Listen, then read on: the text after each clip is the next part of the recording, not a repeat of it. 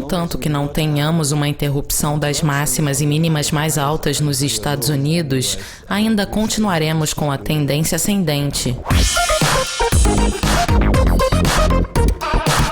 Bom dia, Bruno, e bem-vindo de volta ao nosso estúdio em Genebra. Na quarta-feira passada, vimos uma queda significativa nos mercados americanos. Como você avalia esse movimento? Bom dia, Celeste. Neste gráfico do SP 500, notamos imediatamente esta grande queda diária de cerca de 1%. A volatilidade está mais alta do que durante as últimas 4 ou 5 semanas. E continua aumentando. Entretanto, de um ponto de vista técnico, alcançamos um topo a 2.400 no início de março e caímos para 2.350. E em seguida, subimos novamente para 2.390, sem conseguir alcançar uma nova máxima. Esse movimento poderia ser a segunda parte da correção, terminando em torno do nível 2.330. A longo prazo, você diria que este é o início de uma grande correção? Neste gráfico semanal para os próximos 18 meses, a linha de tendência ascendente foi rompida em torno do nível 2.380, mas ainda está acima desta consolidação anterior, em torno do nível 2.250. Aqui podemos ver alguns gaps ainda intactos, o que significa que isso seja basicamente apenas uma correção, apesar da desaceleração do impulso, que poderia se mover lateralmente por certos períodos de tempo. Que fatores têm estado por trás dessa correção até o momento? Quando analisamos o mercado interno americano, por exemplo, a razão entre os setores de consumo cíclico, XLY, e de consumo de produtos básicos, XLP, notamos que desde janeiro o movimento tem sido lateral, com uma ligeira queda, o que significa que o setor defensivo está superando o cíclico. Em se tratando do setor cíclico, tivemos uma tendência ascendente nas últimas semanas, que está rompendo seu nível de suporte e também já rompeu seu nível de suporte da tendência descendente. Portanto, esse movimento do topo para o fundo das bandas de Bollinger é relativamente importante e o impulso está desacelerando. Entretanto, em se tratando do setor defensivo, a força relativa está aumentando fortemente, o que significa que o setor está superando o SP 500 e quase não vimos reação ao movimento de quarta-feira. Portanto, trata-se apenas de uma consolidação lateral, que é provavelmente uma rotação interna. Isso significa que o setor cíclico passará por uma correção? Isso significa que todos os setores, incluindo o cíclico, provavelmente estejam corrigindo. Um dos setores liderando essa correção é o de tecnologia, com um aumento da força relativa. Nós podemos notar aqui uma grande reversão diária, que rompeu o nível de suporte da tendência descendente, mas o setor ainda está acima de sua zona anterior de suporte e consolidação. It's still above its previous zone of support and consolidation.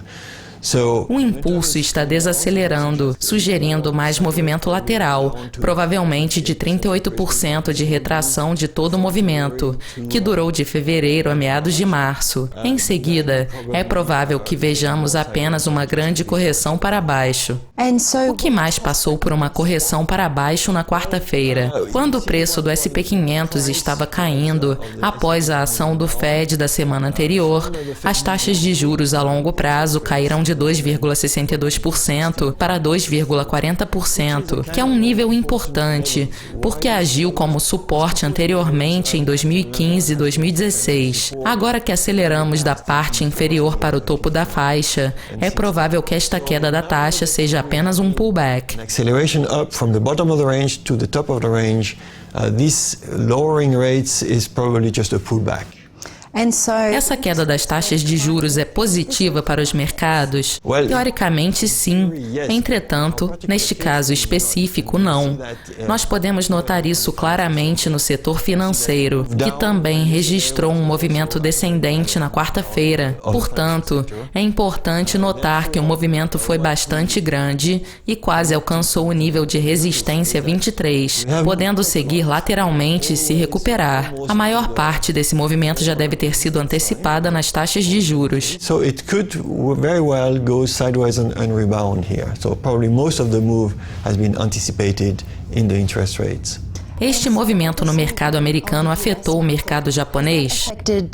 Boa pergunta. Esta linha pontilhada que representa a força relativa do Nikkei diante do S&P 500 e estava caindo, recentemente tem subido, apesar de não fortemente. O Nikkei tem estado em uma faixa de negociação por um bom tempo, provavelmente mais influenciado pelo fato de que o iene tem subido, prejudicando um pouco o setor exportador. Has been more influenced by the fact that recently the yen in orange has been moving up, so it's hurting a little bit the export. So here, na quinta-feira, a seta já estava apontando para baixo e os preços estavam próximos à nuvem, a 19.000, um nível que pode ser considerado uma zona de suporte. Portanto, o movimento dos Estados Unidos influenciou o Nikkei, mas não muito. This price action in the US is influencing also the Nikkei, but in a lesser manner. E a situação é a mesma na Europa? Estranhamente, sim. É relativamente raro ver a força relativa da Europa aumentar quando os Estados Unidos estão corrigindo. Normalmente, a Europa tem uma correção ainda maior do que os Estados Unidos, o que reforça a teoria de que este movimento seja mais uma questão doméstica americana do que global. Nós podemos ver aqui apenas uma pequena correção, mas o Eurostoxx ainda está em tendência ascendente. Not nothing, but it's still within the uptrend. Isso significa que os mercados emergentes também não foram afetados por essa correção?